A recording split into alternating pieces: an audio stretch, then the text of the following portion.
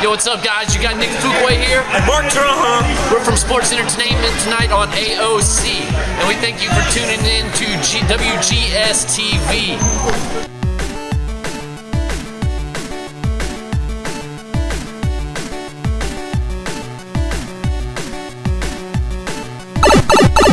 Hello everyone, you have warped your way from the tubes of you into another episode of WGS-TV right here on YouTube.com/WrestleGamer. I'm the WrestleGamer, Billy Boudreaux, and surprisingly guys, got two things to talk about on one video. I'm pretty sure you got it from the way the title looks, because there are a couple of things we need to talk about. Initially what this was going to be was just solely a review of the July 4th Beast in the East show from WWE, until when I wake up this morning and I take a look at YouTube, and WWE 2K has actually released who their cover superstar is going to be for 2k16. So I wanted to, instead of just making two separate videos, I'm going to combine them into one, because not a lot to talk about from the 2K announcement one, but if you haven't seen it yet, it's an amazing trailer, in my opinion, as my phone continues to go off and annoy the hell out of me. It's Stone Cold Steve Austin. He's in the middle of a field, appears to be digging something up, and it's the Smoking Skull belt. And I gotta say, unique trailer for Stone Cold Steve Austin being the cover superstar for WWE.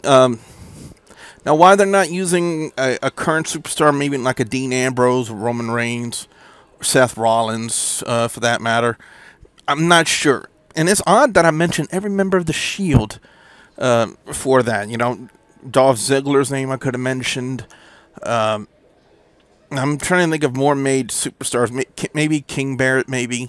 I said maybe. Remember, I said maybe. But Stone Cold Steve Austin? Well, think about it. You know what? Now that I think about it, it kind of makes sense. If you think about what his gimmick used to be, Austin 316, and what the upcoming title for the next WWE game is going to be, WWE 2k16. It's as close as you're ever going to get, because I don't think we can get a 3k16 until about 1,000 years from now, and none of us will be here. So I think that's probably why they decided to go with that route. You know, it more than anything to tie into the Stone Cold Steve Austin gimmick of Austin 316 with WWE. Excuse me, 2k16. So it took me a minute to think about it. It actually took me talking on here to actually put two and two together and come up with the conclusion as to why they used Stone Cold Steve Austin for the cover star for WWE 2k16. Now on to the July 4th show, entitled The Beast in the East, live from Tokyo. First off, I didn't catch it live. 5:30 in the morning, that's an impossibility. But considering their location, it's more to be expected. Now, what I found extremely weird is whenever WWE has a live show on their network, usually it's almost available immediately on Archive, and for some reason I couldn't view it on Archive until about 1 or 2 o'clock in the afternoon. Apparently WWE went to go through some edits, I think. That's the only reasonable conclusion I could draw from this. Now, why this whole event was centered around the return of Brock Lesnar in the ring, I don't know. I'm not going to discredit the name Brock Lesnar. I know he's got a huge fan base. There are a lot of people who mark out like hell for him. Me personally, I don't see it. But to center the whole thing around Brock Lesnar, when there was a couple of way better matches than what he did with Kofi Kingston. let me start off with the first one that was much better than what he did with Kofi Kingston, and that was Chris Jericho and Neville. Jericho returned, looked to be in fantastic shape, in my opinion, and had a phenomenal match with Neville. Jericho would actually look on the Liontamer. This is the first time I've actually heard WWE announcers call it the Liontamer, like WCW Liontamer. So I guess there's a difference between the Walls of Jericho and the Liontamer. I would think the Walls of Jericho are it's the traditional Boston Crab, whereas the Liontamer is Jericho's version, where you have to stand up like almost on your spine or something like that to that extent, and Neville would tap out. But it was a phenomenal match. We had a triple threat Divas Championship match: Nikki Bella versus Paige versus Tamina. I really don't know what to say about this one, to be honest. They didn't have the whole event surrounded by them, you know. They didn't say, oh, the Divas in the East, watch it live from Tokyo. No.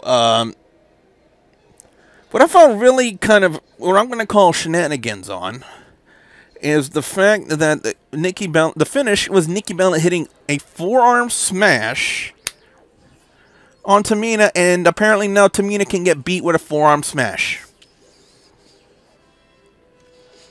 You kind of get what I'm getting at here, guys?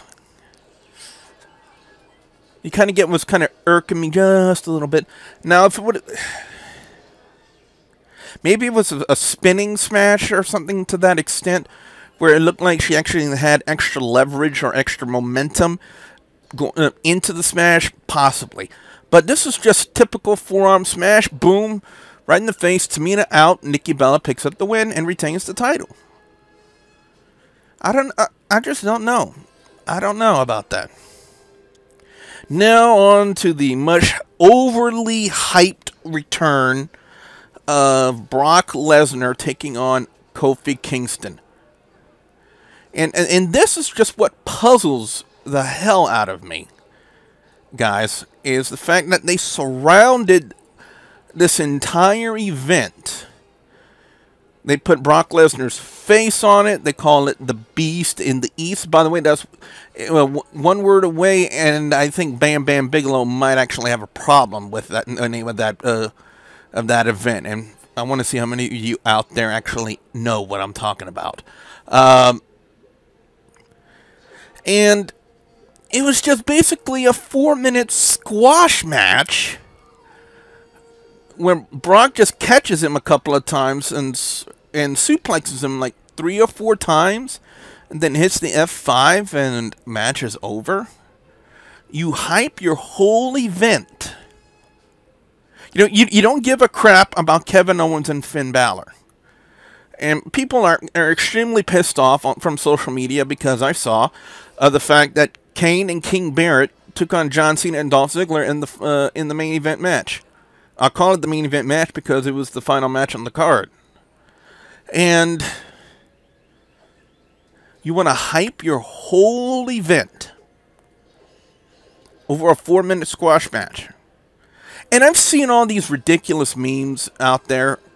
I've seen it all. Rest in peace, Kofi Kingston. Rest in peace, New Day, because the New Day came out just to basically get squashed by Brock Lesnar. And that's exactly what happened. And apparently people like this. Now, I can understand the hatred of the New Day. I understand that. But I just don't get what people are seeing in him.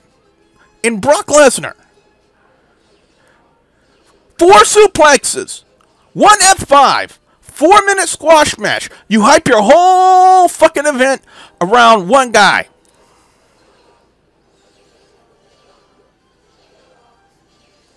Needless to say, and I even posted it on the Facebook page. I know I didn't finish covering the event because, again, it was the 4th of July. I was extremely busy with other things. But one thing I did post when I was covering it is the fact that I put it out there that Brock Lesnar better entertain me. And I am sorry, guys, to all of the fans out there who love Brock Lesnar. and the guys that mark out for Brock Lesnar. But this is from my personal standpoint, from my personal viewpoint. I was not entertained by Brock Lesnar. It just wasn't. It wasn't the match it should have been. It should have been probably a more contested type of a match. And I know a lot of you guys out there are gonna say, "Oh, it's the gimmick. He's the beast. He's he's the beast incarnate. He's unstoppable," and yada yada yada. And I'm just gonna say it again. My personal perspective, he did not entertain. And now it might not be Brock Lesnar's fault. This might be the fault of WWE Creative and the fact that they've got shit for brains. And I'm pretty sure about 99% of you out there would actually agree with that. So, but I don't know. I kind of disagree with the fact that WWE hyped the whole thing around Brock Lesnar's 4-minute squash match. Maybe it's just me. And sometimes I've been told it is just me. But hey, I'm entitled to my opinions, and I view them, and I voice my opinions on here. However, a matchup that was extremely better than what they did with Brock Lesnar and Kofi Kingston was the NXT Championship match between Kevin Owens and Finn Balor. And for fans who really don't get a chance to see some of the customs and traditions that wrestling promotions in Japan honor for championship matches, it was a unique perspective to say the least. By the way, who did Finn Balor's back on his body paint? Because that was superb. I mean, it wasn't just front; it was full body, guys. So I gotta applaud. I gotta applaud whoever did that one, because that was actually really good artwork, in my opinion. There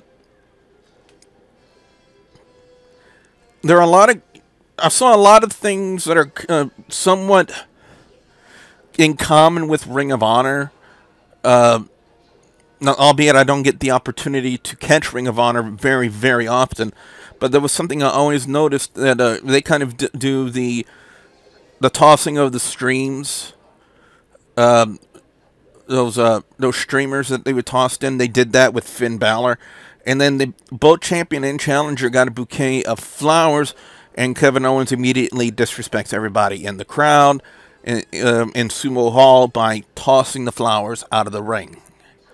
So, if you wanted a good way to build heat in Tokyo with Kevin Owens, that was the perfect move to do, in my opinion. This was a phenomenal match. Now, this is the type of match that actually entertained me, because it had me interested, it had me on the edge of my seat. They did amazing spots throughout the match. Don't like the idea of finish after finish after finish, and it doesn't get the job done.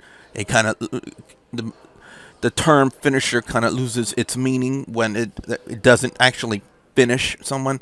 It took 2 coups de grace from Finn Balor to pick up the win. And I gotta say, much better match than Brock Lesnar and Kofi Kingston. I know I'm picking. I know it sounds like I'm picking. And I know a lot of you guys are probably going to thumbs down my video for saying that. But I was really, really more entertained with Kevin Owens and Finn Balor.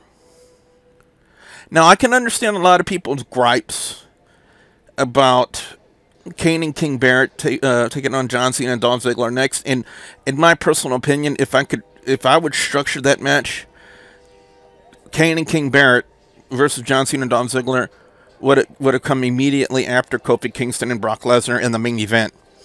Would definitely be Kevin Owens and Finn Balor. But again, WWE Creative, shit for brains.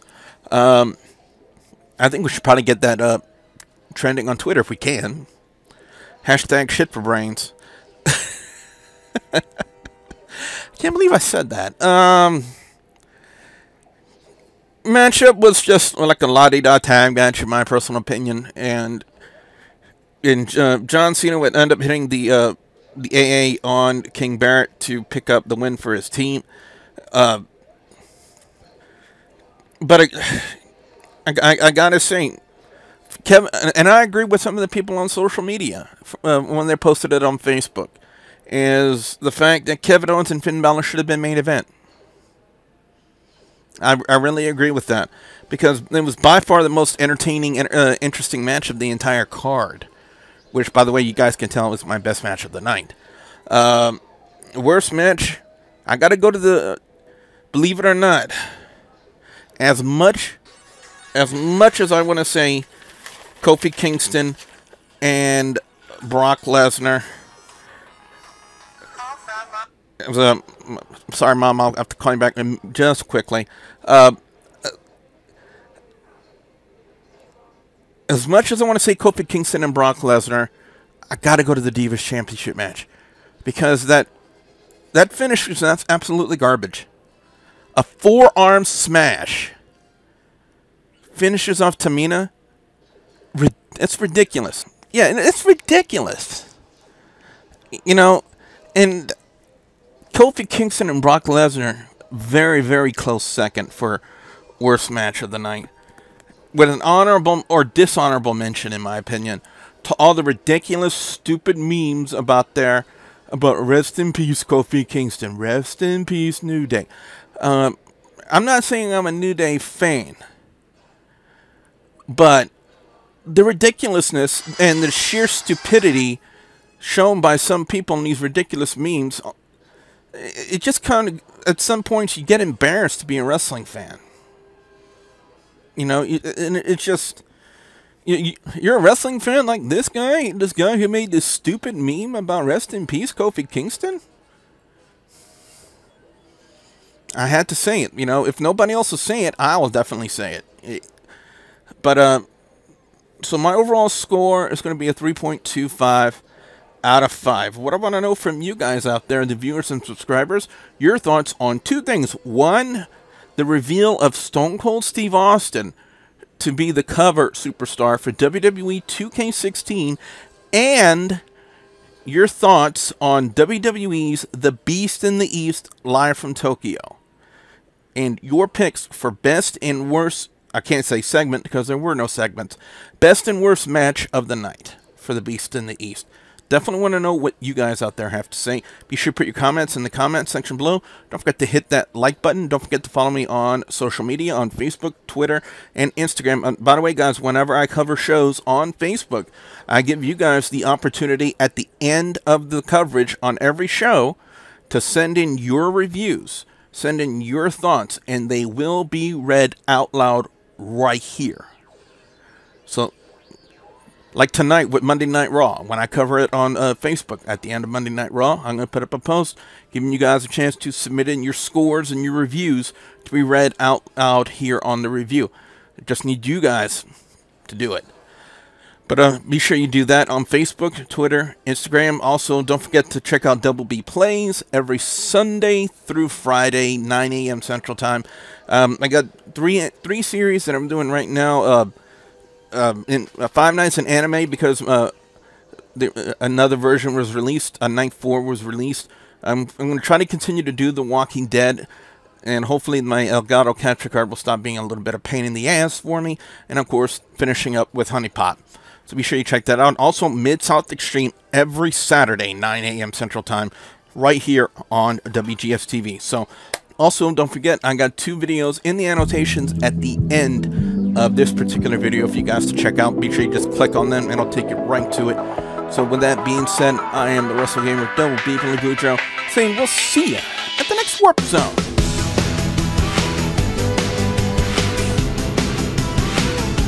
You have no idea who these people are, do you? Oh, that was not fair. That was not fair for the Broken Heart tokens to fall right there. Mom's on her way back.